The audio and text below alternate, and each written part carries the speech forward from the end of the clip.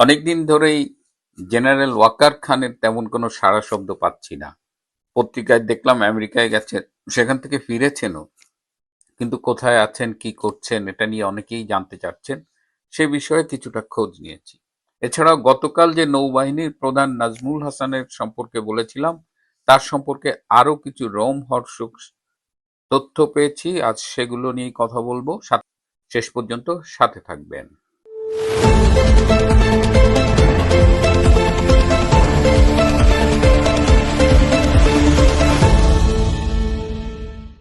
আসসালামু আলাইকুম এবং আদাব।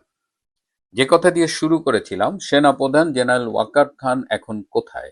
খোঁজ নিয়ে জানতে পারলাম এই মুহূর্তে তিনি মালয়েশিয়ায় অবস্থান করছেন এবং মালয়েশিয়ায় বর্তমান বাংলাদেশের প্রধানমন্ত্রী তারেক রহমানের প্রতিনিধি হিসেবে তিনি একটি সমরাস্ত্র প্রদর্শনীতে অংশগ্রহণ করছেন।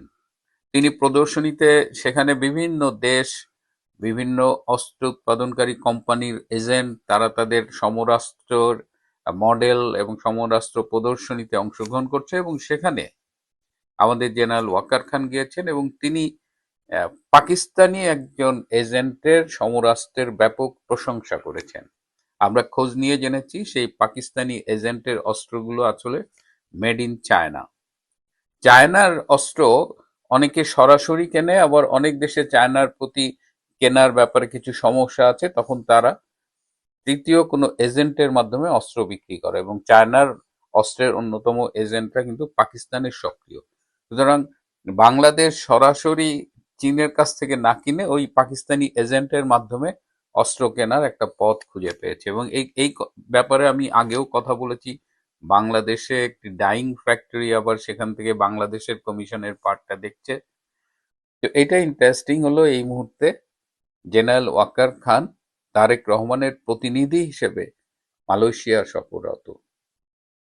এখন বাংলাদেশ যখন ক্রমশ চীনের দিকে ঝুঁকছে এবং চীনের অস্ত্র পাকিস্তানের মাধ্যমে কিনছে, এটি কিন্তু আমেরিকার, বিশেষ করে বাংলাদেশে যিনি মার্কিন রাষ্ট্রদূত রয়েছেন ব্রেন ক্রিস্টেনসেন, তার জন্য কিন্তু যথেষ্ট উদ্বেগের বিষয়। কিন্তু আগেও বলেছি তিনি এই অঞ্চলে, বিশেষ করে বাংলাদেশে চায়নার প্রভাব কমানোর মিশন নিয়ে কিন্তু বাংলাদেশে এসেছেন।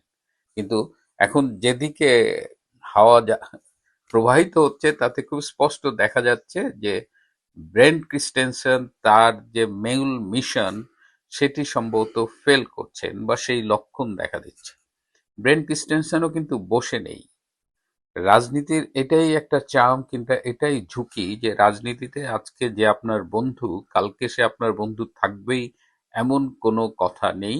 আমেরিকা বাংলাদেশে তাদের যে স্টেক হোল্ডার আছে, তাদের যাদের যাদের সাথে সম্পর্ক ছিল সেগুলো নিয়ে তারা নতুন করে ভাবছে। এটি আমাকে নিশ্চিত করলেন।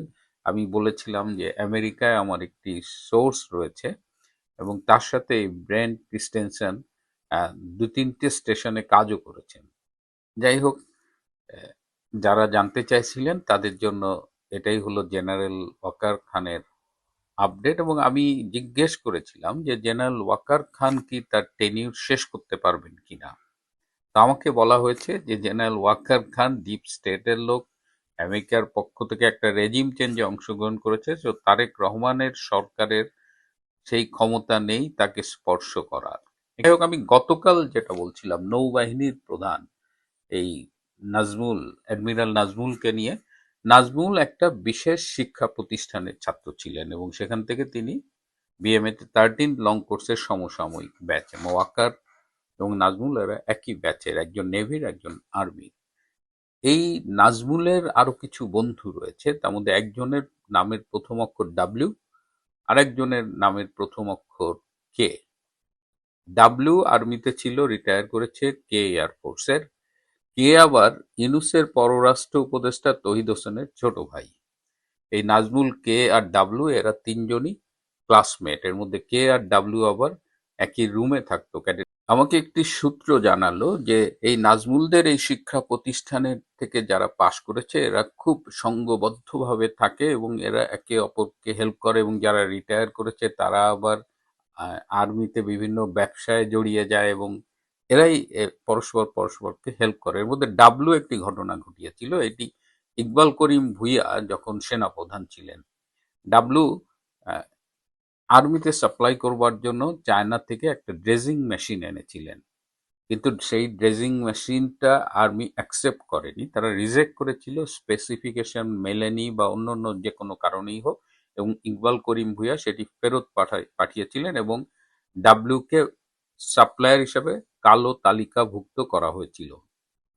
আর্মির এসব ইম্পোর্টেড জিনিসপত্র যেহেতু ট্যাক্স ফ্রি হিসেবে আসে, সুতরাং এটা যখন রিজেক্ট হয় তখন এটার নিয়ম হলো যে সোর্স কান্ট্রিতে এটা ফেরত পাঠানো হয়। সেক্ষেত্রে ডাব্লুর উচিত ছিল এটি চায়নায় ফেরত পাঠানো, কিন্তু সেটি না করে ডাব্লু সেই ড্রেজিং মেশিনটা বাংলাদেশের লোকাল মার্কেটে বিক্রি করেছেন এবং সেই ড্রেজিং মেশিন এখন সিলেটে ফাংশনিং, এবং এই বিক্রি করে ডাব্লু 20 কোটি টাকার কমিশন নিয়েছেন এবং এর যে মূল প্রাইস সেটি চায়নার কোম্পানিকে দিয়ে দিয়েছেন। সেই ডাব্লু এখন প্রচন্ড প্রতাপের সাথে আর্মিতে ব্যবসা করে যাচ্ছে। ওই কে ডাব্লু এরা সবই বিভিন্ন রকমের ব্যবসা করছে। এই শিক্ষা প্রতিষ্ঠানের একজন ছিলেন মেজর জেনারেল হুমায়ুন, যিনি 13 বিএমএ লং কোর্সের সিনিয়র আন্ডার অফিসার, এবং তিনি মেজর জেনারেলের পরে আর লেফটেন্যান্ট জেনারেল হতে পারেননি। এটা নিয়ে ওই নাজমুলদের ওই কলেজের যারা অফিসার ছিলেন তারা ভীষণ ক্ষুব্ধ ছিলেন। আবার এই ডাব্লুকে হেল্প করেছে তারই কলেজের এক বড় ভাই, যিনি একসময় এনএসআই এর মহাপরিচালক ছিলেন।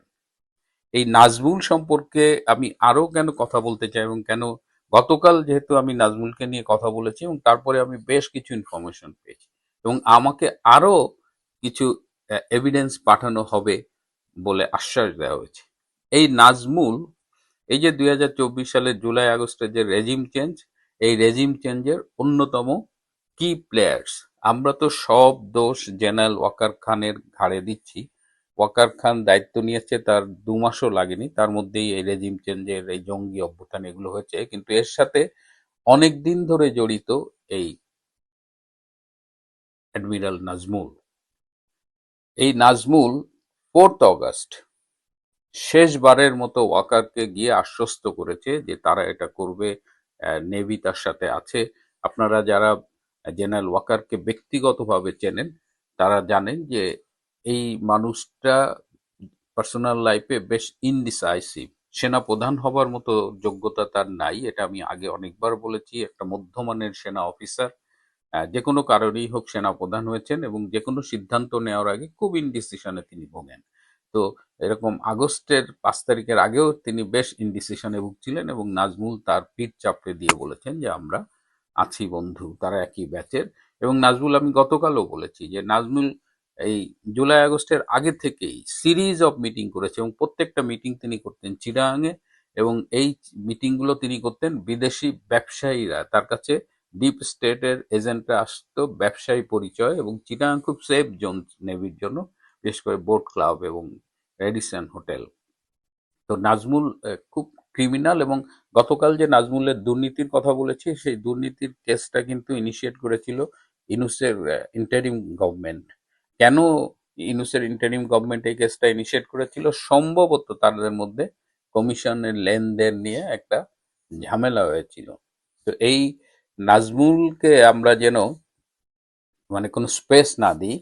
আমাদের মনে রাখতে হবে যেহেতু এখন রেজিম চেঞ্জের কি প্লেয়ারদের আইডেন্টিফিকেশন চলছে, তো এই সুবিধার্থে নাজমুলের কথাটাও বললাম যে নাজমুল অনেক দিন ধরেই সে একটা গ্রুপ মেনটেন করছে এবং তার ক্রিমিনাল অ্যাক্টিভিটিস গুলো চালাচ্ছে এবং তার বন্ধু তার পরিচিতদের ব্যবসা দিয়ে ব্যাপকভাবে লাভবান করছে এবং তিনি নিজেও এর থেকে তার কমিশনটা পাচ্ছে। এবং দুর্ভাগ্যজনক হলো যে এই নাজমুল আওয়ামী লীগ আমলেই নৌবাহিনীর প্রধান হয়েছেন। এবং আমি একটু খোঁজ নিয়ে জানলাম যে আওয়ামী লীগের বিরুদ্ধে ষড়যন্ত্রকারী, এবং এই নাজমুল যে কলেজটার থেকে ইন্টারমিডিয়েট পাশ করেছেন সেই কলেজের পুরো গ্রুপটা শেখ হাসিনা সরকারের বিরুদ্ধে মানে মোরাললেস কাজ করেছে। তো আর্মিতে যারা দেখভাল করতেন তারা কি এগুলো আইডেন্টিফাই করতে পারেনি? আমাকে জানানো হয়েছে যে এই নাজমুল গংদের ব্যাপারে আগের সরকারকে, শেখ হাসিনার সরকারের যথাযথ ব্যক্তিদের মানে সময় মতো ওয়ার্ন করা হয়েছিল, কিন্তু যে কোনো কারণেই হোক তারেক সিদ্দিকীরা এই বিষয়গুলো গুরুত্বের সাথে নেয়নি, এবং যার ফলে আজকে মাসুল দিতে হচ্ছে কেবলমাত্র আগের সরকার বা আওয়ামী লীগকে নয়, সারা দেশ আজকে মাসুল দিচ্ছে। স্বভাবতই প্রশ্ন উঠেছে যে এরকম একজন বিতর্কিত দুর্নীতিবাজ নৌবাহিনী প্রধান কি তার দায়িত্ব পালন করেই যাবে, নাকি সেও ওয়াকারের মতো ধরাছোঁয়ার বাইরে থাকবে। একটি সূত্র জানিয়েছে যে বর্তমান বিএনপি সরকার ওয়াকার খানকে হয়তো তার মেয়াদ সম্পূর্ণ করতে সুযোগ দেবে, কিন্তু নাজমুলের ব্যাপারে তারা চিন্তা ভাবনা করছে যে কোনো সময় নাজমুলকে নৌবাহিনীর প্রধান থেকে সরিয়ে হয়তো কোনো দেশের রাষ্ট্রদূত হিসেবে পাঠানো যেতে পারে। এবং এদিকে আওয়ামী লীগ আমলের উপকারভোগী লেফটেন্যান্ট জেনারেল অবসরপ্রাপ্ত মতিউর রহমান, আপনারা হয়তো তার নামটা মনে রেখেছেন, সেই মতিউর রহমানের ব্যাপারে সিকিউরিটি ক্লিয়ারেন্স চলছে। শোনা যাচ্ছে যে তারেক রহমানের সরকার তাকে গুরুত্বপূর্ণ কোনো দায়িত্ব অর্পণ করবেন। প্রশ্ন হলো যে আওয়ামী লীগ আমলে ফল খেয়েছে, এখন আবার বিএনপির আমলেও ফল খাচ্ছে। এদের আসলেই ভীষণ কপাল। প্রিয় বন্ধুরা, আজ এ পর্যন্তই। ভালো থাকবেন, সুস্থ থাকবেন, তার চেয়েও জরুরি হলো নিরাপদে থাকবেন। সবাইকে অনেক ধন্যবাদ।